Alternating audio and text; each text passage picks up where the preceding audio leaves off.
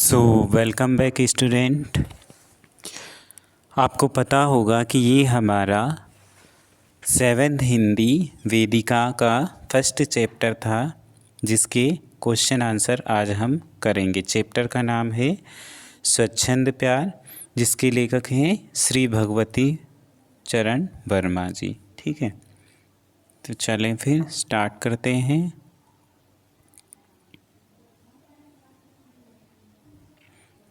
First करेंगे हम tick the correct.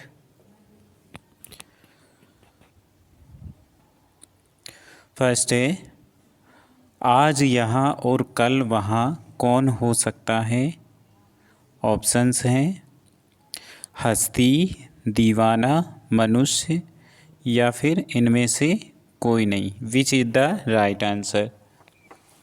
तो इसका आंसर है दीवाना। कौन सा है? दीवाना।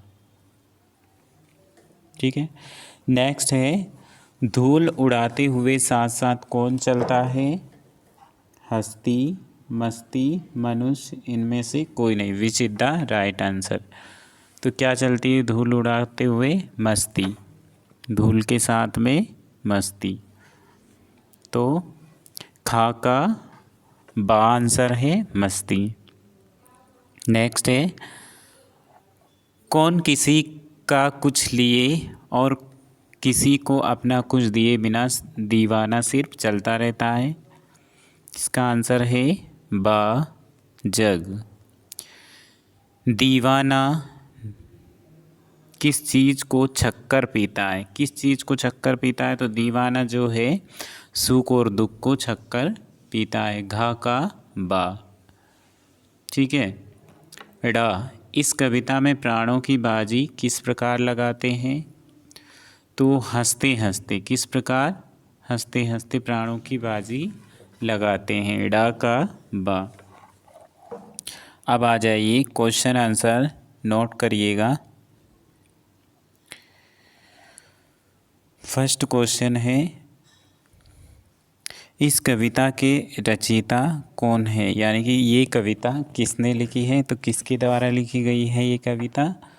तो आंसर आएगा श्री भगवती चरण वर्मा जी। इसके लेखक का नाम क्या है? श्री भगवती चरण वर्मा जी। का आंसर है श्री भगवती चरण वर्मा। ठीक है, नेक्स्ट क्वेश्चन है, दीवाने किस प्रकार के होते हैं? हमने चैप्टर में पढ़ा था, दीवाने मस्त मौला और बेफिक्र स्वभाव के होते हैं। किस स्वभाव के? मस्त मौला और बेफिक्र स्वभाव के होते हैं। खा का आंसर है दीवाने मस्त मौला और बेफिक्र स्वभाव के होते हैं। नेक्स्ट है, कवि ने अपनी दुनिया को किस प्रकार की बताया है? तो कवि ने अपनी दुनिया को बड़ी ही स्वार्थी बताया, क्योंकि ये दुनिया स्वार्थी है। ठीक है, गा। घा का क्वेश्चन है, दीवानों के मन में क्या भाव होते हैं? आंसर आएगा दीवानों के मन में सुख और दुख दोनों को एक समान समझने के भाव होते हैं। दीवानों के मन में यही भाव होते हैं कि सुख और दुख एक जैसे होते हैं। सुख के बाद दुख और दुख के बाद सुख आता ही है, इसलिए इसको एक समान समझते हुए इसको सहन करने की क्षमता रखना चाहिए। तो इस प्रकार का भाव दीवानों के मन में होता है। ठीक है, अब आ जाइए शब्द बोध विस्तृत प्रश्नोत्तर। अब हम करेंगे लॉन्ग टाइप के क्वेश्चन आंसर। तो दीवानों का जग के साथ कैसा व्यवहार होता है? क्वेश्चन है, आंसर लिखेंगे हम। तो दीवाने जो व्यक्ति होते हैं वो ज्ञान को बांटते हुए आगे बढ़ते रहते हैं, तथा वह जहाँ भी जाते हैं, जिस जगह जहाँ भी जाते हैं वहाँ लोगों से प्रेम भरी बातें कहते हैं। ठीक है, और अपनी व्यथा उनको सुनाते हैं। तो इस प्रकार से वह प्रेम भरी बातें कह और सुनकर उनका और अपना सुख दुख बांटते हैं। आपको क्या दुख है? ठीक है, और हमें क्या दुख है? इस प्रकार जो सुख है तो उसको भी शेयर करते हैं वो। तो इस प्रकार से वो सुख दुख अपना बांटते हैं। नेक्स्ट है, दीवाने मान अपमान की भावना से ऊपर होते हैं। कैसे कैसे होते हैं दीवाने मान अपमान की भावना से ऊपर? तो दीवाने मान अपमान को भूलकर दिल खोल कर जीते हैं और वे अपने प्राणों की चिंता किए बिना हंसते हंसते मरने के लिए तैयार रहते हैं। ठीक है, नेक्स्ट क्वेश्चन है, स्वच्छंद प्यार से कवि का क्या आशय है? स्वच्छंद प्यार का आशय स्पष्ट करते हुए कवि कहते हैं कि भिखमंगों की दुनिया को क्या आता है? सिर्फ लेना आता है। ये दुनिया तो सिर्फ लेना जानती है, देना नहीं। तो इसके विपरीत दीवाने क्या करते हैं? दीवाने अपना स्नेह प्यार दुनिया को देते चलते हैं। कवि के हृदय पर क्या भार है? कवि के हृदय पर क्या भार है? आंसर आएगा, कवि के हृदय पर असफलता का भार है। क्यों है? क्योंकि सांसारिक अर्थ में दुनिया जिसे सफलता मानती है, दीवाने उसे नहीं पाते हैं। ठीक है, नेक्स्ट क्वेश्चन है, प्राणों की बाजी हारने से क्या तात्पर्य है? प्राणों की बाजी हारने से तात्पर्य है कि देश की रक्षा के लिए एवं कर्तव्य पद हेतु हंसते हंसते मरने के लिए तैयार रहते हैं। प्राणों की बाजी हारने से तात्पर्य देश की रक्षा एवं कर्तव्य हेतु हंसते हंसते मरने के लिए तैयार रहते हैं।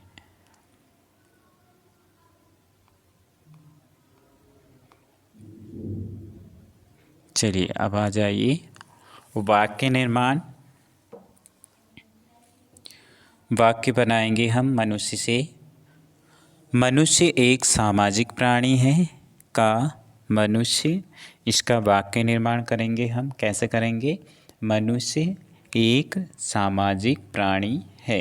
ठीक है, अब आ जाइए स्वच्छंद, जिसका अर्थ होता है खुला या फिर स्वतंत्र, यानी कि बंधन रहित। ठीक है, स्वच्छंद का हम वाक्य निर्माण कैसे करेंगे?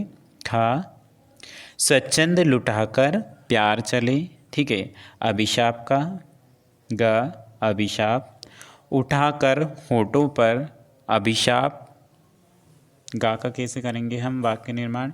अभिशाप उठाकर होठों पर। ठीक है, इसको भी लिखना है हमें, अभिशाप को अभिशाप उठाकर होठों पर। ये इतना वाक्य हमारा कंप्लीट हो जाएगा। उसके बाद प्राणों की बाजी हार चले, ये प्राण से बनाया है हमने, प्राणों की बाजी हार चले।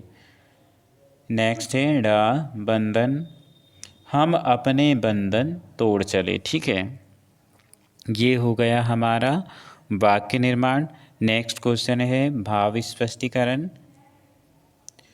ये हमने जो चैप्टर पढ़ा था उसी में समझा दिया था प्रस्तुत पंक्तियों का जो अर्थ या भावार्थ है। ठीक है, तो उसे देख लें आप सभी। नेक्स्ट क्वेश्चन है अपोजिट वर्ड, विलोम शब्द लिखिए। हंसना का अपोजिट आएगा रोना, सुख का दुख, सफलता असफलता, भला बुरा, प्यार का नफरत, अभिशाप का अपोजिट है वरदान, अपना का अपोजिट है पराया, मान का अपोजिट है अपमान। तुकान शब्द, तुकान शब्द क्या होते हैं? तुकान शब्द जो किसी भी पंक्ति में लास्ट में जो वर्ड सेम यानी कि एक समान आते हैं उन्हें तुकान शब्द कहते हैं। जैसे कि लिए का दिए आएगा, मोड़ का ओढ़, रोए सोए, भार का सार। ठीक है, चलिए अब इन वाक्यों में प्रयुक्त क्रिया विशेषण शब्दों को छांट कर लिखना है। तो कल वहाँ चले, इसमें क्रिया विशेषण क्या है? कल। यह मत पूछो, इसमें मत है। गा वे कुछ रोए, इसमें रोए है। ठीक है, घा हमने दो बात सुनी, इसमें सुनी है।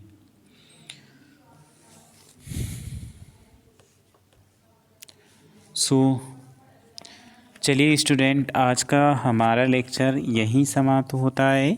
उम्मीद है आपने अपनी नोटबुक में सब नोट डाउन किया होगा। तो चलिए फिर आज की क्लास हम यहीं समाप्त करते हैं।